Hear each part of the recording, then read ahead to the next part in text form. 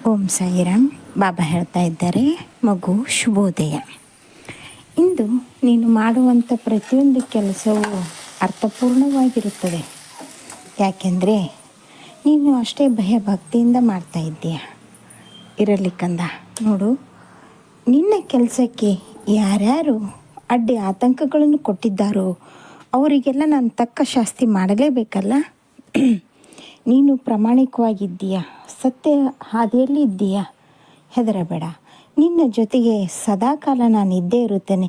ಇದಕ್ಕೆ ಸಾಕ್ಷಿಯಾಗಿ ನೀನು ಮಾಡುವಂಥ ಪ್ರತಿಯೊಂದು ಕೆಲಸ, ನಿನ್ನ ಮನಸ್ಸಿನಲ್ಲಿ ಬಂದಂಥ ಪ್ರತಿಯೊಂದು ಮಾತು ಕೂಡ ಇಂದು ಸತ್ಯವಾಗಿದೆ. ಈಗಾಗಲೇ ನಿನ್ನ ತಾಯಿ ಹತ್ರ ಇದನ್ನು ಹೇಳಿಕೊಂಡಿದ್ದೀಯ.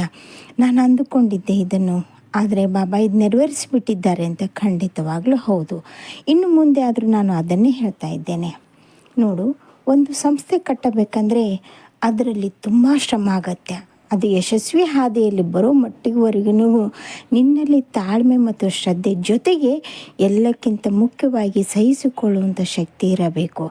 ಯಾವ ರೀತಿ ಸಹಿಸಿಕೊಳ್ಳುವುದು ಅಂದರೆ, ಬೇರೆಯವರ ಮಾತಾಗಲಿ, ಬೇರೆಯವರ ತುಚ್ಛ ಮಾತುಗಳೇ ಆಗಲಿ, ಕಾಲೆಳೆಯುವಂಥ ಮಾತಾಗಲಿ, ಜೊತೆಗೆ ಪ್ರಶಂಸಾರಹಿತವಾದ ಒಂದು ಮಾತೇ ಆಗಲಿ, ಎಂಥ ಮಾತಿದ್ರೂ ಅದನ್ನು ಸಹಿಸಿಕೊಳ್ಳುವಂಥ ಶಕ್ತಿ ಇರಬೇಕು, ತೆಗೆದುಕೊಳ್ಳುವಂಥ ಶಕ್ತಿ ಇರಬೇಕು.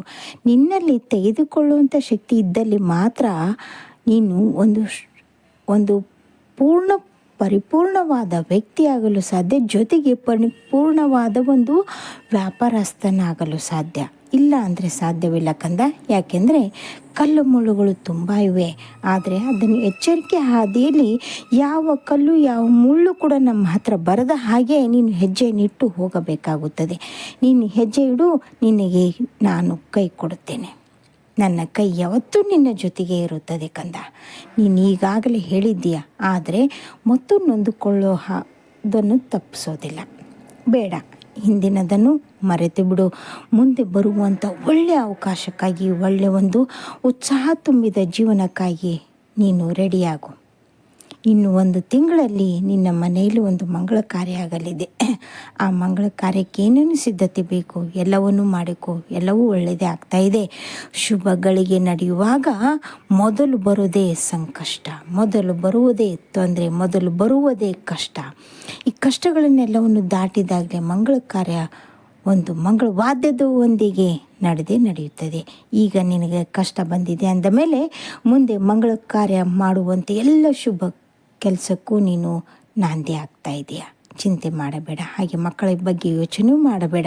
ಮಕ್ಕಳ ಭವಿಷ್ಯ ತುಂಬ ಚೆನ್ನಾಗಿದೆ. ನಾನಿದ್ದೇನಲ್ಲ, ತಂದೆ ಸ್ಥಾನದಲ್ಲಿ, ಅಣ್ಣನ ಸ್ಥಾನದಲ್ಲಿ, ಎಲ್ಲ ಸ್ಥಾನದಲ್ಲಿ ನಾನು ನಿಂತು ನಿನ್ನನ್ನು ನೋಡಿಕೊಂಡು ನಡೆಸಿಕೊಂಡು ಹೋಗುತ್ತೇನೆ. ಚಿಂತೆ ಮಾಡಬೇಡ.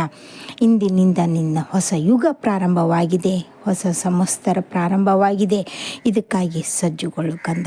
ಶುಭ ಗಳಿಗೆ ಇದೆ, ಮರೆಯಬೇಡ. ದೀರ್ಘಾಯುಷ್ಯ ಅನುಭವ.